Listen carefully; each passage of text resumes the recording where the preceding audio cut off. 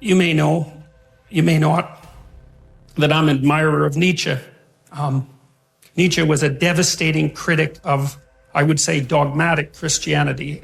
Christianity as it was instantiated in institutions, I suppose, although he's a very paradoxical thinker because, for example, one of the things Nietzsche said was that he didn't believe that the scientific revolution would have ever got off the ground if it hadn't been for Christianity, and more specifically for Catholicism, because he believed that over the course of really 1,000 years, the European mind, so to speak, had to train itself to interpret everything that was known within a single coherent framework. Coherent if you accept the initial axioms. A single coherent framework. And so Nietzsche believed that that Catholicization of the phenomena of life and of history produced the kind of mind that was then capable of transcending its dogmatic foundations and then concentrating on something else, which in this particular case happened to be the natural world. And so Nietzsche believed that in some sense Christianity died at its own hand. It had spent a very long period of time trying to attune people to the necessity of the truth, absent the corruption and all of that that's always part of any human endeavor. And then the spirit of the truth that was developed by Christianity turned on the roots of Christianity, and everyone woke up and said something like, or thought something like, well, how is it that we came to believe any of this? It's like waking up one day and noting that you really don't know why you put a Christmas tree up, but you've been doing it for a long time, and that's what people do. And there are reasons that Christmas trees came about, but the ritual lasts long after the reasons have been forgotten.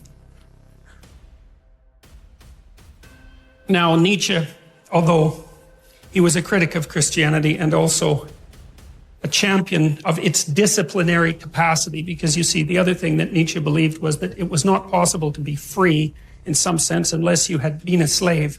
And by that he meant that you don't go from childhood to full-fledged adult individuality. You go from childhood to a state of discipline, which you might think is akin to self-imposed slavery. That would be the best scenario, where you have to discipline yourself to become something specific before you might be able to reattain the generality that you had as a child. And he believed that Christianity had played that role for Western civilization. But in the late 1800s, he announced that God was dead. And you often hear of that as something triumphant. But for Nietzsche, it wasn't, because he was too nuanced a thinker to be that simple-minded. See, Nietzsche understood that, and this is something I'm going to try to make clear, is that there's a very large amount that we don't know about the structure of experience, that we don't know about reality. And we have our articulated representations of the world. And then you could think of outside of that, there are things we know absolutely nothing about. And there's a buffer between them.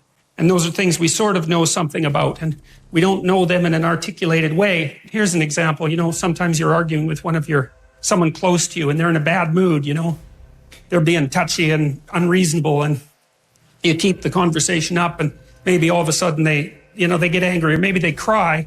And then when they cry, they figure out what they're angry about, and it has nothing to do with you, even though you might have been what precipitated the argument.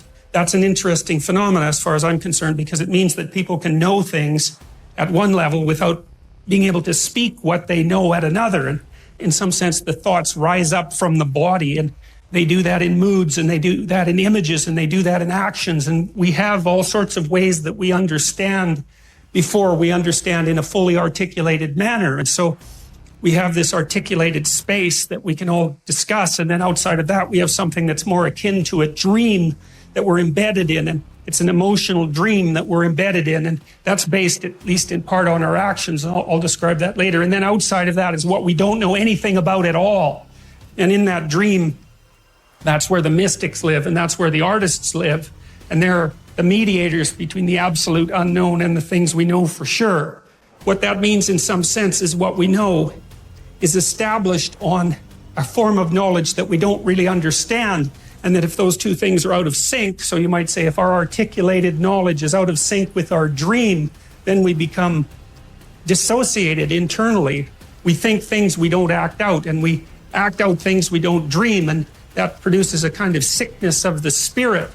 Its cure is something like an integrated system of belief and representation.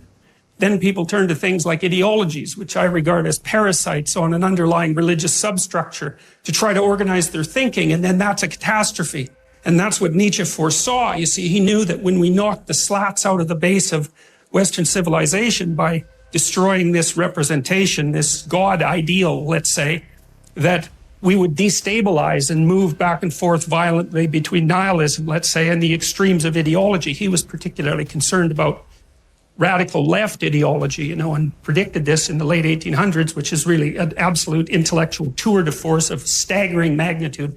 Predicted that in the 20th century that hundreds of millions of people would die because of the replacement of these underlying dreamlike structures with this rational but deeply incorrect representation of the world. And we've been oscillating back and forth between left and right in some sense ever since.